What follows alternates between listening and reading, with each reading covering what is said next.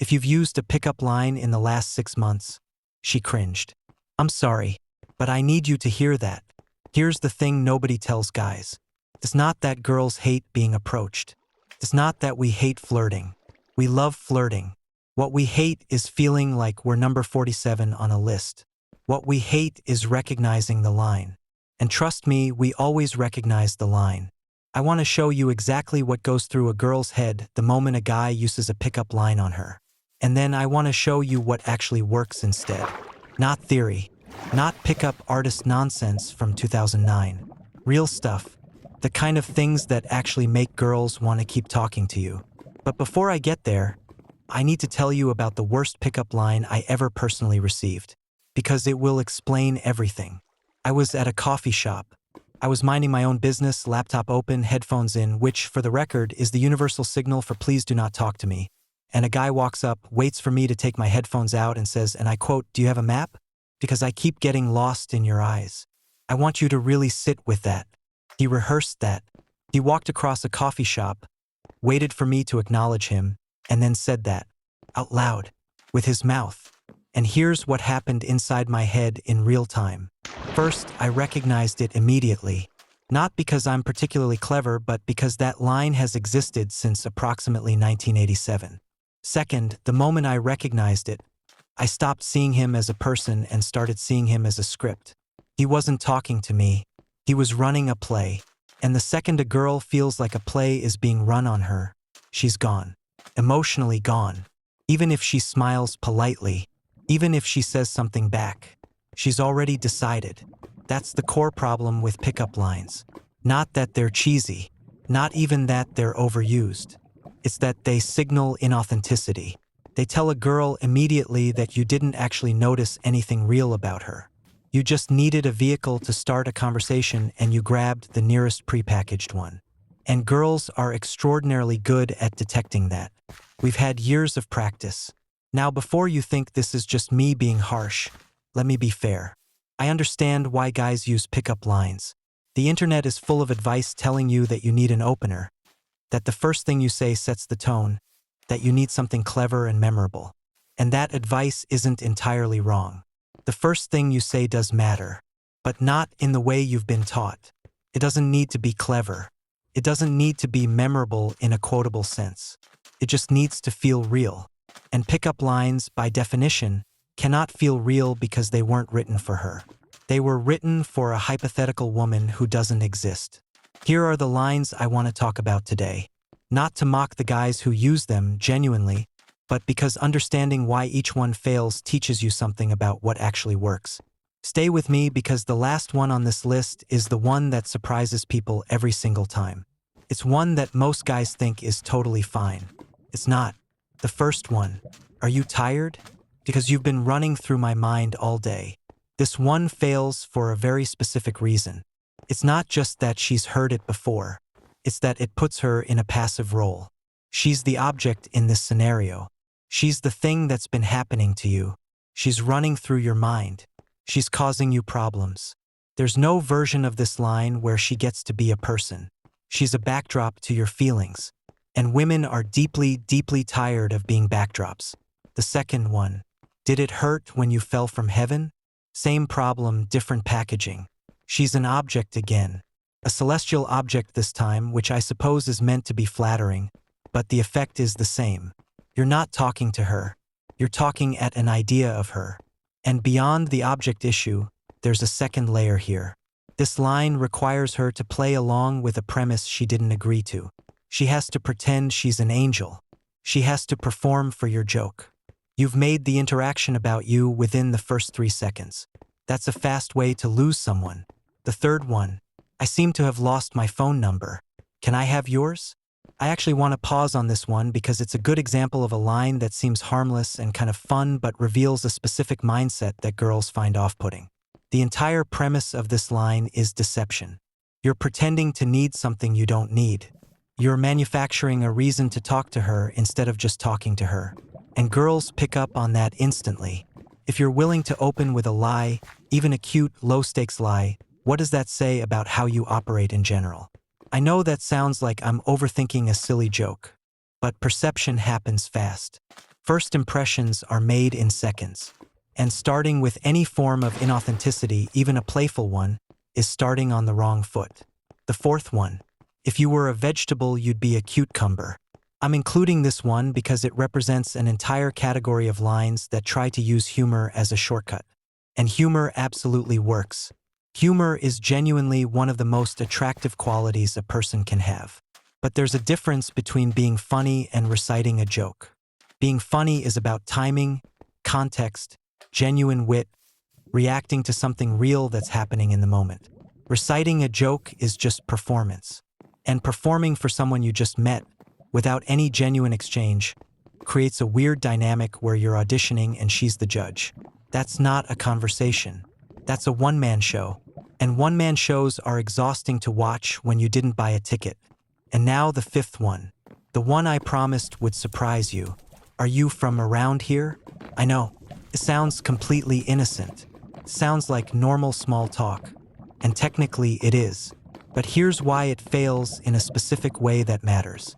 It's a question with a dead end. Whether she says yes or no, you've got almost nothing to work with. It doesn't reveal anything about her. It doesn't invite her to share anything interesting. It's filler. It's the conversational equivalent of an empty shopping bag. Takes up space but carries nothing. And the reason I want to flag this one specifically is because a lot of guys have stopped using obvious pickup lines and replaced them with dead-end small talk, and then wonder why the conversation still dies in 30 seconds. Small talk is not the solution to pickup lines. Genuine curiosity is. Okay, so we've buried the lines. Now let's talk about what actually works. And I want to be upfront with you. What I'm about to tell you is not a formula. It's not a new set of lines to memorize. It's a mindset shift. And I know that sounds vague, but stay with me because when it clicks, it changes everything. The fundamental problem with every pickup line ever written is that it was designed to impress. The goal is to say something impressive enough that she becomes interested. And that goal is completely backwards. The most attractive thing you can do when you first meet someone is to be genuinely interested in them, not to be interesting. There's a massive difference. Trying to be interesting puts all the pressure on you. It turns the interaction into a performance where you need to land. Being genuinely interested shifts the dynamic entirely. Now you're curious. Now you're paying attention. Now the conversation is about discovering her rather than impressing her. And that feels completely different from her side. So what does that actually look like in practice? Let me walk you through it. The first thing that works is a genuine observation. Not a compliment about her appearance, at least not to start with, and I'll explain why in a second. A real observation about something specific to the moment. You're both waiting for coffee and she orders something unusual. Say something about it. Not a line, not a joke, just a real reaction. I've never heard anyone order that. Is it actually good? That's it. That's the whole move. You noticed something real. You reacted like a human being. You asked a question that invites her to talk about herself. That's the structure. Notice something real, react authentically, invite her to share. Now, why not lead with a compliment about her appearance? I want to address this directly because I know it feels counterintuitive. Girls like compliments. That's true. But there's a timing issue. A compliment about how someone looks, when it comes from a stranger in the first 10 seconds, doesn't land the way you think it does. It doesn't feel like she earned it or that you really see her. It feels like you noticed she was attractive and decided to act on it, which is completely normal and human, but it also signals that the conversation is about her appearance.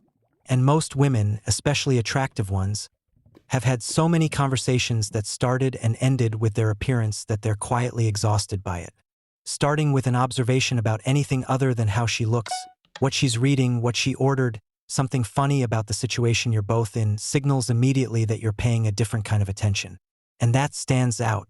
The second thing that works is self-amusement over performance. This one is subtle, but it's huge.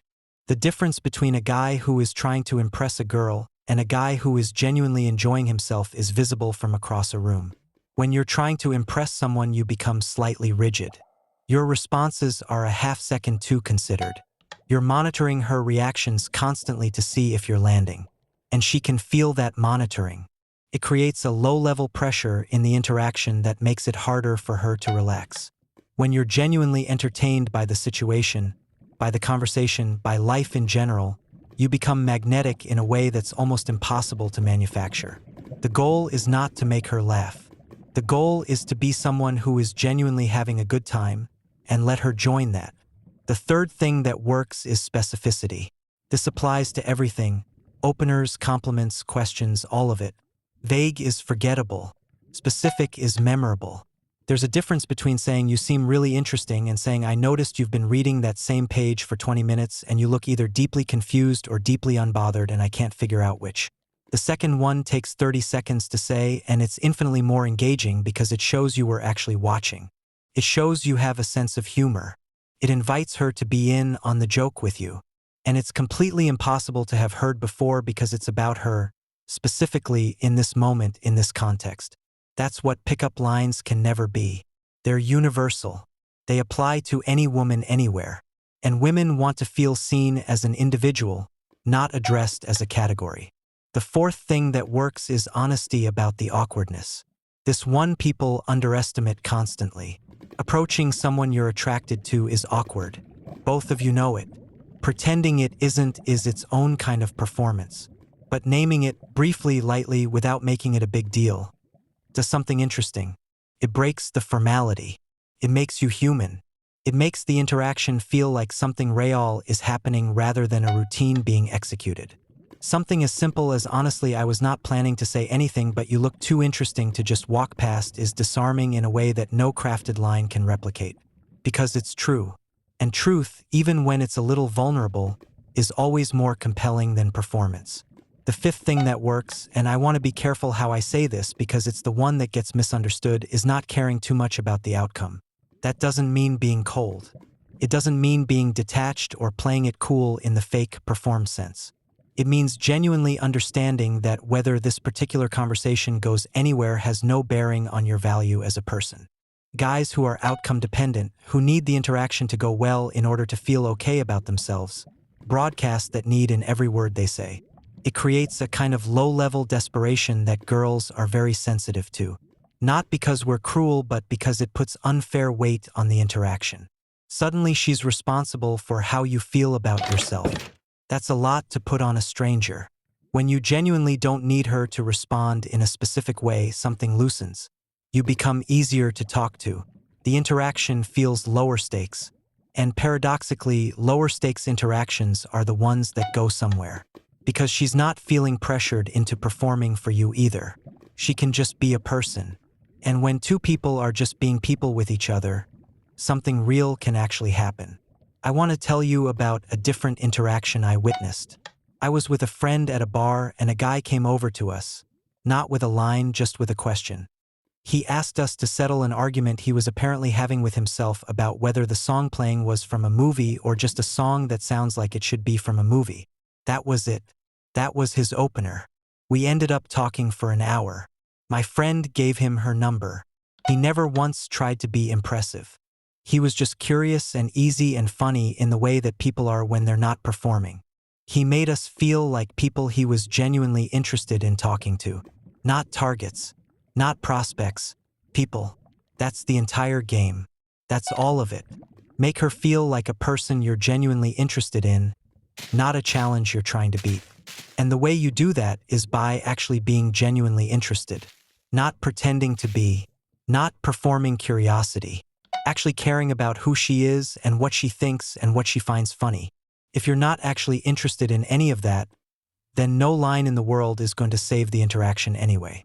But if you are, and I think most guys are, they've just been taught to express it in weird, scripted ways, just let that show. Here's what I want you to try this week. The next time you're somewhere and you notice a girl you'd like to talk to, don't think about what to say. Think about what you actually notice.